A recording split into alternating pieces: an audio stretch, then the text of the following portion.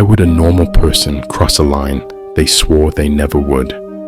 Why would someone who sees themselves as reasonable, fair, even kind, feel irritated by your presence alone and slowly justify treating you poorly? Not because you attacked them, not because you challenged them directly, but because something about you being there feels unsettling. This isn't about monsters or villains. It's about ordinary people under quiet psychological pressure. And today, we're going to examine what actually happens in the mind before bullying begins.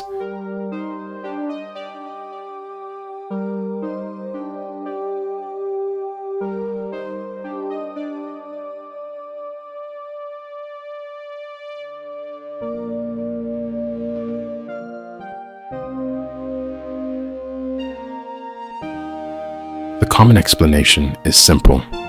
People believe bullying happens because bullies are cruel, bullies are insecure, bullies enjoy hurting others. This explanation feels satisfying because it draws a clean moral line.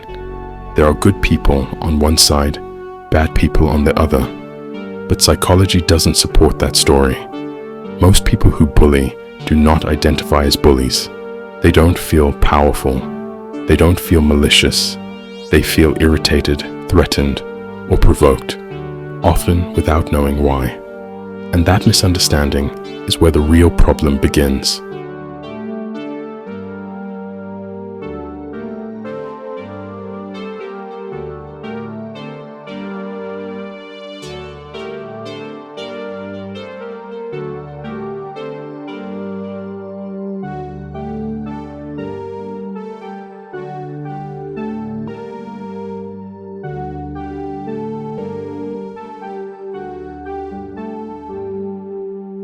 Let's break down what's actually happening.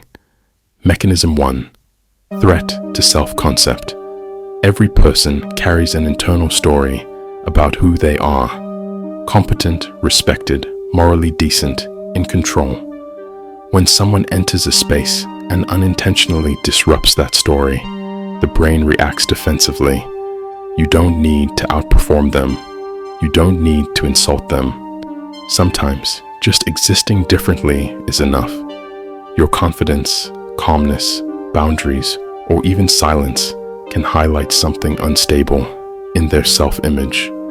The irritation isn't about you. It's about what you represent.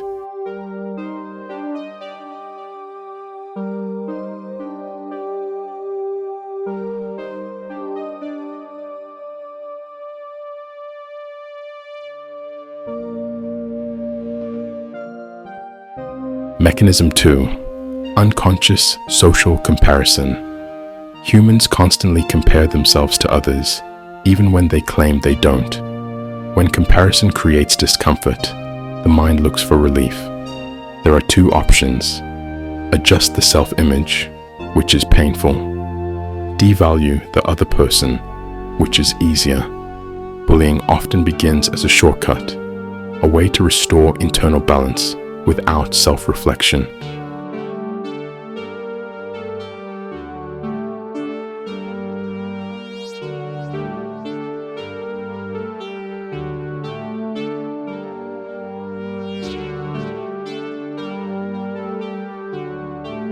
Mechanism 3.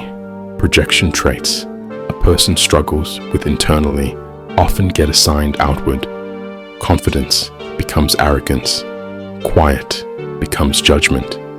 Boundaries become hostility. This projection allows the bully to believe, I'm reacting to a flaw in you, not a conflict in me.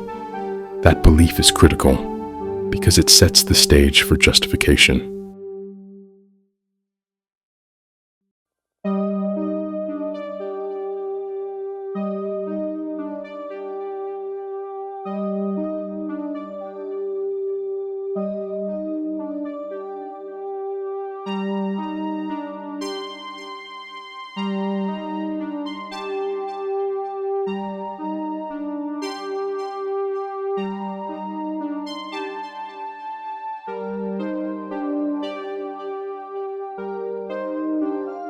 Here is the moment where irritation becomes moral crossing. It's subtle. The person moves from, "I feel uncomfortable," to, "They are the problem." Once that shift happens, the mind begins building a case. Small actions get reinterpreted. Neutral behavior becomes intentional. Annoyance becomes evidence. This is where moral disengagement begins. The person doesn't think, "I'm about to be unfair." They think, "I'm just responding. I'm being honest. I'm setting things straight." The line is crossed quietly, and usually without awareness.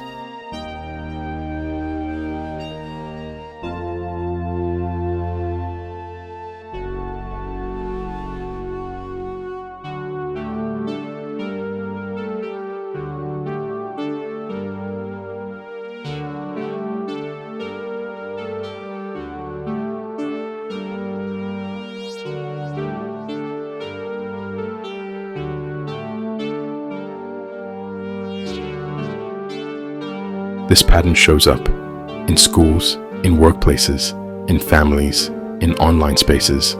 The roles change, the environments change, but the structure stays the same. 1. Internal pressure builds. 2. A person becomes a symbolic threat. 3. Irritation seeks release. 4. Justification removes guilt. 5. Behavior escalates. And here's the key insight. Bullying is rarely about dominance. It's about pressure relief. The behavior doesn't solve the internal conflict. It only displaces it onto someone else.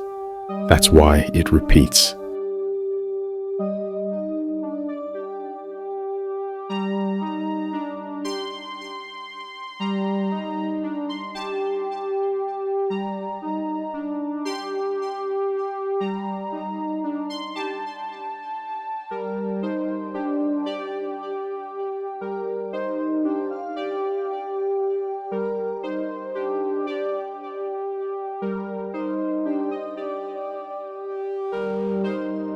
Understanding this doesn't mean excusing harm, but it does change how we respond to it. When we only label bullies as bad people, we miss the psychological process that creates them. And when we miss the process, we can't interrupt it. Awareness allows us to recognize early irritation before it becomes action, question our own justifications under pressure, reduce harm without escalating conflict. Most moral failures don't start with cruelty. They start with discomfort and a story the mind tells to escape it.